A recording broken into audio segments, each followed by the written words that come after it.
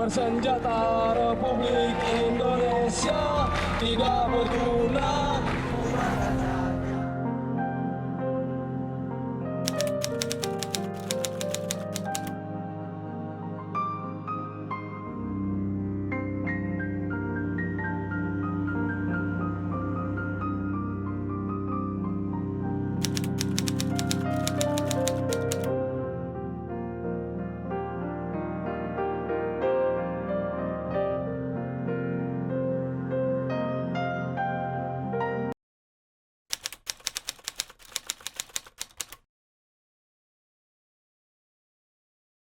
Kampus-kampus itu kan ada intelnya ya, ada yang kasih tahu. Wawan juga cerita, Wan, lu terdaftar di BAIS, lu nomor 1 yang akan dari 5 orang, lu nomor 1 dari 5 orang yang akan dihabisin. Udah, nggak usah kuliah. Nah, intelnya namanya diantaranya Danu, ada 2 orang yang sering ke rumah. Ke sini? Ya. Nah, tapi ibu nggak tahu waktu itu dia jadi intel atau kalau dia pas anak-anak Atma ke rumah dia nggak datang, Bu Danu itu intel. terus di hari sebelum Wawan kemudian ditembak itu ceritanya gimana? Ada banyak orang yang kemudian mengalami amnesia sejarah. Upaya-upaya untuk amnesia sejarah, upaya-upaya untuk mendorong impunitas itu juga dilakukan oleh mereka yang dulu Bersuara bergerak. lantang. Bahkan ada partai yang ngakunya anak muda itu malah secara sistematik gitu melakukan upaya-upaya pelupaan Atas pada sejarah. narasi-narasi sejarah. Di sepanjang jalan Raya Anyer dan Panarukan itu adalah kuburan rakyat dan korupsi. Alasan klasiknya kan selalu bilang bahwa saya ingin merubah dari dalam. Ingin merubah dari dalam, tapi Begitu di dalam nggak ngapa-ngapain juga. Kemerdekaan itu nasi, dimakan jadi tai.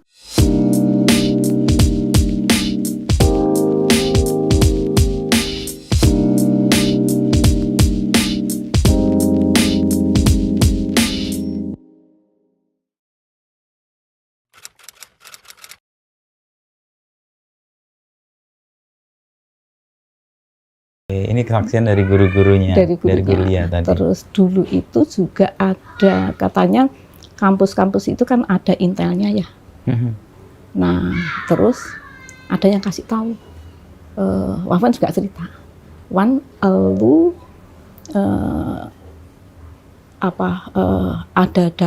nama lu terdaftar di BAIS, lu nomor 1 yang akan dari 5 orang, lu nomor 1 dari 5 orang yang akan dihabisin. Udah, nggak usah kuliah. Nah, Wawan, ini cerita ke ibu? Ya.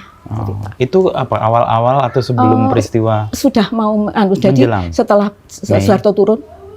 Setelah 21 Soeharto Mei. Terus nggak lama kemudian, terus ya itu suasananya di dalam kampus itu memang ya walaupun kan mulai demo itu kelihatannya bulan apa ya, nggak jadi begitu turun kan berhenti sebentar, terus ada demo lagi, ada sidang istimewa MPR itu. Nah terus kemudian setelah itu nggak lama kemudian Wawan bilang, tenang bu, teman Wawan yang jadi intel udah kasih tahu nama Wawan sudah nggak ada, sudah dihilangkan gitu. Oh ya sudah, tapi pokoknya hati-hati, Wawan nggak boleh demo, boleh ke kampus hanya kuliah. Nah waktu tanggal itu sidang istimewanya itu tanggal 10 sampai 13. Dia bilang begini, masuk sih Bu, Atma Jaya kan jadi pusat bertemunya mahasiswa dari seluruh, hampir dari seluruh Indonesia. Itu akses terdekat ke Senayan, DPR. Masuk Wawan, tuan rumahnya Wawan enak-enak di rumah. Gitu. Oh, itu sebelum tanggal 10? Itu, sebelum tanggal 10. Itu pun ketika supaya Wawan itu selamat gitu ya, karena kan sudah ada cerita seperti itu. Terus Wawan kan sering ngeluh ya, hidungnya itu nggak nyaman, ada apa sinus atau apa gitu. Jadi hari Jumat Wawan dioperasi hidungnya di Sumber Waras, namanya Dr. Jafar. Terus hari Sabtu boleh pulang. Nah waktu itu sebelahnya itu anaknya juga mahasiswa. Nah Wawan itu katanya suka ada pandangan kabur. Gitu. Nah dia bilang, Bu, administrasinya dibayar sekarang saja, pulangnya besok.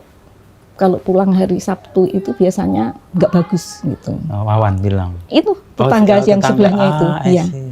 Nah, terus kemudian setelah itu karena Wawan itu Sabtu pulang, hari Senin itu Wawan jadi itu penyelenggara seminar di hukum itu.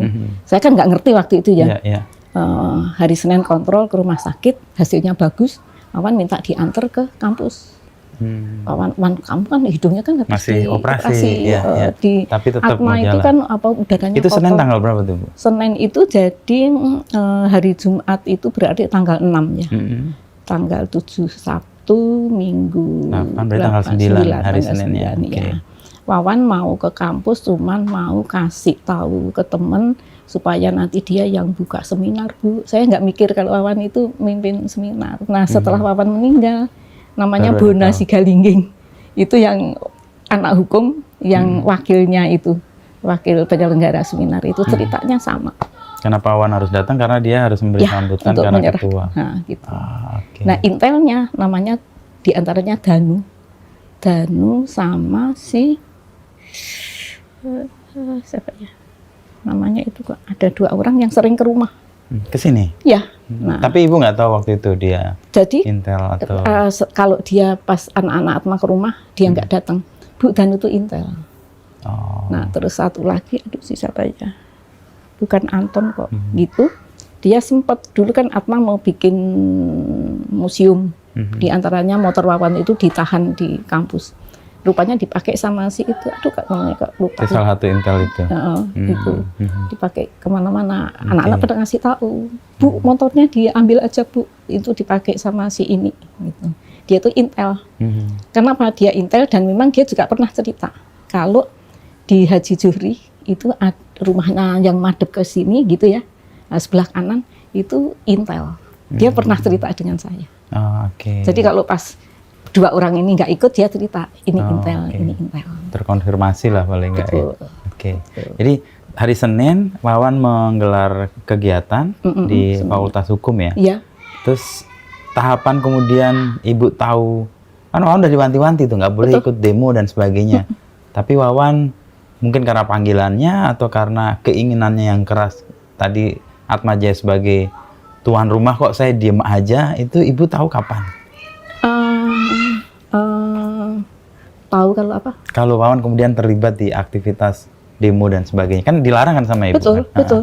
Ya tahunya kan kita ketika ada mahasiswa yang masuk ke DPR, kan saya pancing ya. Oke. Saya pancing.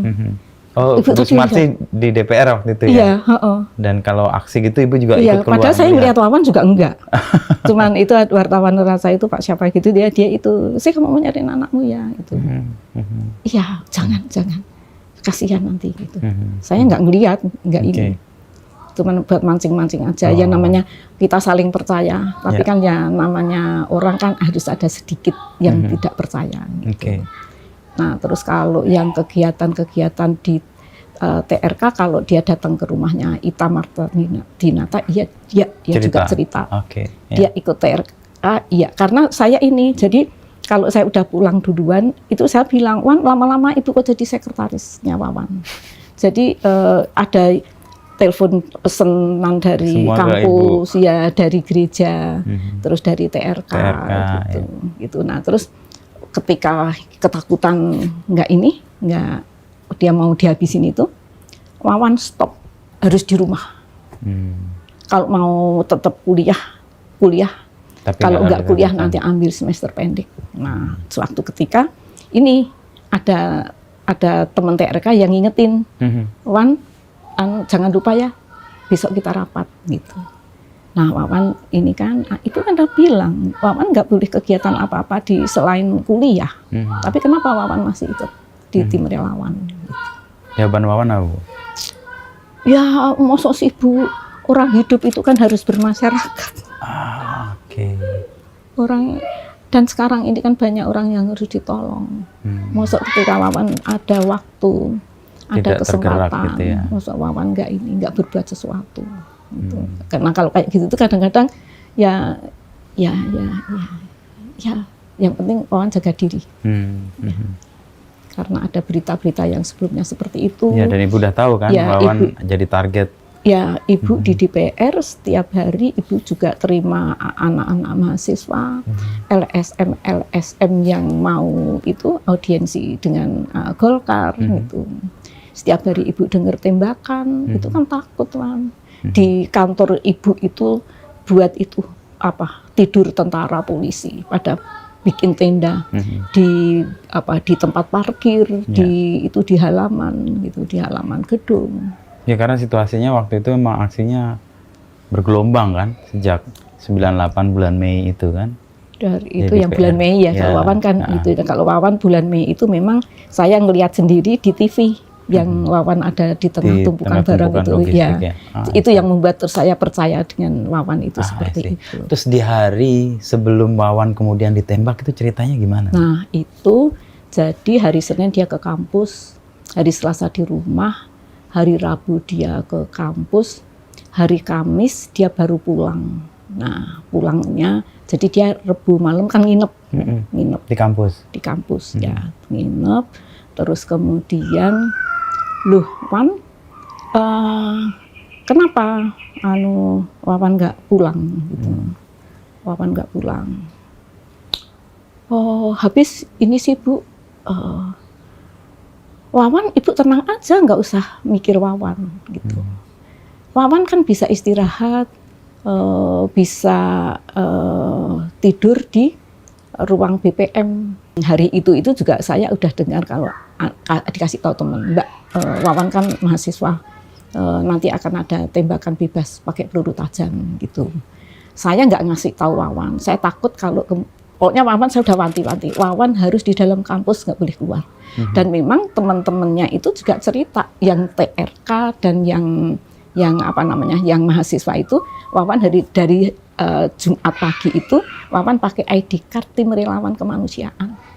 Tahun seingat saya tahun 2017 ya, itu 2018 saya menemukan ID card Wawan yang tim relawan untuk kemanusiaan. Jadi saya sampai sekarang belum buka peninggalan Wawan itu. Dari pagi katanya Wawan itu pakai ID card tim relawan kemanusiaan. Terus kemudian temennya juga cerita kalau, Wan, lu jadi setan atau jadi malaikat? Kan pintunya tadi dikunci. Tapi kenapa kamu bisa keluar? Mandi lagi gitu. Mandi lagi gitu. Ya Wawan cuma senyum-senyum aja. Gitu. Hampir menjelang jam 5 gitu saya dapat telepon namanya Ivon. Tante, ini rumahnya Wawan gitu. Halo, ya saya Ivon tante. Ini rumahnya Wawan ya tante. Iya, ada yang kena ya gitu. Tante tenang saja, di rumah saya akan mencari Wawan gitu. Nanti kalau saya sudah ketemu Wawan, saya akan segera nelpon ke tante. Nggak lama kemudian Romo Sandiawan yang nelpon. Nah, ketika Romo Sandiawan yang nelpon, saya langsung teriak-teriak saya. Mas, ayo cari Wawan. Oh, Wawan kita beliin HP sekarang. Jadi dulu itu dia minta HP. Tapi kan HP kan mahal. Nah, terus kemudian HP kan mahal, Wan. Di samping itu kan nggak etis. Maksud sedang kuliah ada dosennya, tiba-tiba Wawan dapat telepon, terus Wawan halo. Kalaupun keluar kan juga nggak sopan gitu. Nah, terus kemudian setelah telepon dari Romo Sandiawan itu, saya langsung teriak-teriak sambil nangis. Terus kemudian yang terima Mas Arief, terus kemudian kita disuruh ke Atma Jaya, Wawan ditembak. Terus ke rumah sakit Jakarta. Kita disuruh ke rumah sakit Jakarta. Saya nangis, ganti baju. Di depan itu ada anak-anak kecil-kecil. Dia katanya ya setelah orang-orang bisa cerita dengan saya, itu kata si Dina, kata si ini Mbak Marsih katanya berantem ya sama Pak Arief gitu. Karena Mbak Marsih nangis gitu. Nah, setelah itu saya ngajakin adik saya, Wawan ini kena tembak sekarang di rumah sakit Jakarta. Terus kemudian yang nyopir adik saya. Terus dalam perjalanan itu saya berempat, bapaknya Wawan, adik ipar sama adik saya kandung. Terus kemudian sepanjang jalan saya doa rosario. Keluar dari pintu tol Tomang itu saya mau belok, saya berhenti di ke depan Jalan Es Parman yang dekat rumah sakit Harapan Kita itu kan juga sudah ditutup pakai kawat berduri, ada tentara, ada polisi. Terus saya turun, Pak, saya minta bantuannya. Anak saya kena musibah. Bagaimana caranya supaya saya bisa segera tiba di rumah sakit Jakarta? Bapak mau ngikutin saya atau saya mau pokoknya saya minta bagaimana caranya supaya segera tiba di rumah sakit Itu jam berapa Ibu? Itu ya kalau itu begitu jam 5 kan saya langsung tutup langsung tutup pintu. Irma saya sudah di rumah. Jadi waktu itu kan Irma sudah di UI. Terus kemudian Irma memang nggak ikut demo. Situasi sudah seperti itu, kos Irma tapi terus dia di rumah. Irma di rumah, nanti kalau ada apa-apa ibu itu berkabar. Pokoknya Irma dengerin TV, Irma dengerin TV. Terus kemudian saya minta bantuan polisi, Pak, saya minta tolong dibantu supaya bisa segera ke rumah sakit Jakarta karena anak saya kena musibah. Wah, nggak bisa Bu, nggak bisa. Kalau ibu memaksa, ibu silahkan nemuin yang baju hijau. Nah, tentara, Pak, saya minta bantuannya. Anak saya kena musibah, sekarang di rumah sakit Jakarta. Wah, nggak bisa, Bu. Ibu segera tinggalkan tempat ini. Ibu jangan memancing, membuat kerumunan massa. Pak, saya baru dapat musibah. Saya rakyat Indonesia, saya warga negara Indonesia. Ini KTP saya. Saya pegawai DPR. Ini kartu pengenal saya minta bantuan Bapak. Nggak bisa, Ibu segera tinggalkan tempat ini, terserah Ibu mau lewat di mana. Setelah itu saya kembali ke mobil, saya kembali berdoa rosario. Tiba-tiba itu seperti ada kata-kata, selamat jalan Wan. Saya langsung teriak, tidak Tuhan Yesus, tidak Bunda Maria, tolonglah anak saya. Kan atau pada saya ingat mungkin tanggal 7 atau 8 Agustus kan Tukul kemudian pergi dari rumah ya karena dia sudah jadi buron ya. Kalau di kumpulan puisi ini dia menulis judulnya Para Jenderal Marah-Marah. Informasinya kan Mas Tukul itu hilang di Mei ya. Iya, sekitar April Mei ya. April Mei ketika itu memang masa-masa Orde Baru kemudian runtuh ya karena pergantian. Nah, itu kan kami merasa kemudian mungkin setelah Orde Baru runtuh, setelah Soeharto jatuh, dia akan pulang, tapi ternyata nggak pernah kembali gitu ya. Bahkan kalau kita lihat catatannya Kontras, dia orang yang paling terakhir dicatat sebagai orang hilang. Kalau nggak salah Kontras baru mendeklar Tukul benar-benar hilang, tak terjangkau itu bulan Februari atau Maret tahun 2000. Karena berseliweran informasi waktu itu dia pergi ke Jerman atau dia pergi ke Australia. Ternyata orang-orang yang dikontak itu tidak misalnya kayak Pak Arif Budiman atau Yaya itu nggak mengkonfirmasi bahwa dia di sana seperti itu. Atau dicatatkan sebagai yang hilang di bulan Februari tahun 2000. Iya, tahun 2000. Oke. Ya. Nah, kenangan paling kuat yang Mas Wahyu nempel ya di benak ya tentang Mas Tukul apa selain ini mbak buku ini ya, ini kan kumpulan lengkap puisinya. Apa yang nempel di benak Mas? Puisi yang dia bacakan gini. Kemerdekaan itu nasi. Dimakan jadi tai. Itu pertama kali kemudian Tukul mulai berinteraksi dengan tentara. Karena waktu itu dia langsung dibawa ke Koramil. Dari panggung itu? Dari panggung itu ditarik. Digelandang ke Koramil, diinterogasi. Ngapain baca puisi itu? Gitu. Kan menghina juga, kemerdekaan disamakan dengan tai. Gitu, kan.